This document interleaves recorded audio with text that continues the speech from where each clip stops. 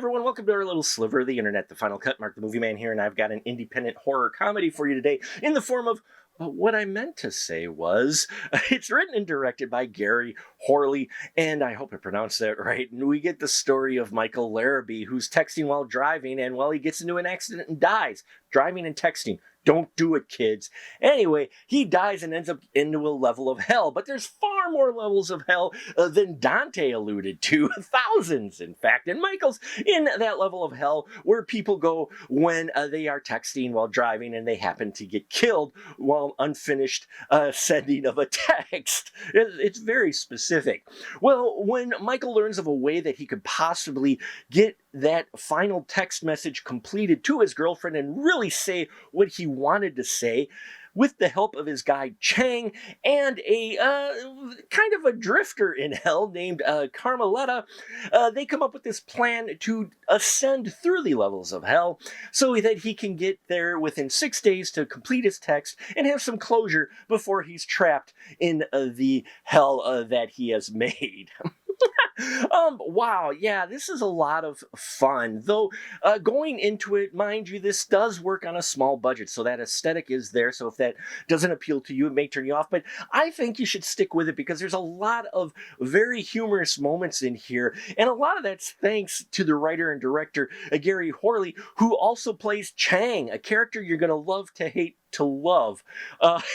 Gary Horley really puts his all in his character, and he is the comedic relief in this. Though Michael Larrabee, played by Steve Wandling, also does very well. These two play off each other well. They're comfortable with each other. They got some good banter back and forth, and did have me laughing out loud at a number of their scenes. Now, Lana Rhodes, who's Michael's girlfriend, is played by Zoe Scarborough, and I loved the scenes with Zoe and Steve. You felt Lana and Michael's attraction. You felt the struggle Lana had with the all-girl band that she's in, and being in a romance with Michael, who isn't exactly a nice guy on the surface either. Let's just put it that way, though. I love the fact that he isn't really a clean-cut guy, but he's not necessarily bad either, and his feelings for Lana really are true.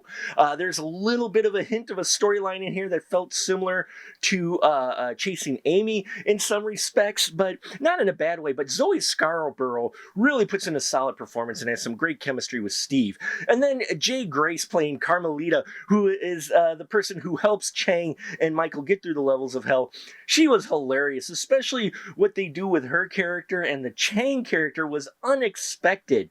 There's some editing that they do between them that I think I get the gimmick, and I really loved the gimmick of how they edited this two different conversations with these two that they were both having with Michael at different times. I loved that idea.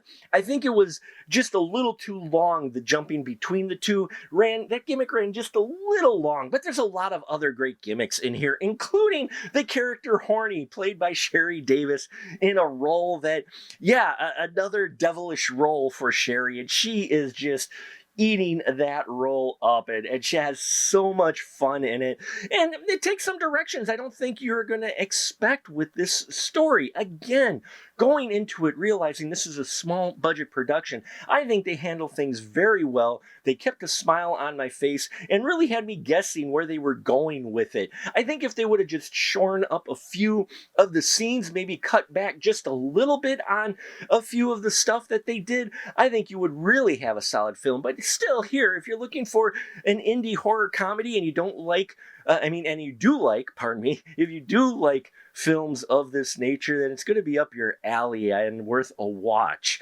So there you have it, folks. What I meant to say is worth a watch if you like your indie horror comedy with a small budget, lot of spirit, and some laughs to go along the way. Thank you so much for watching. I appreciate every single one of you. Please help us get to 2,500 subscribers by the end of the year. We are very close, but we can only do that with your help. Check out our Patreon as well. The more we can do there, the more we can do here. I thank you for your support, and until next time, remember, keep that ticket stub.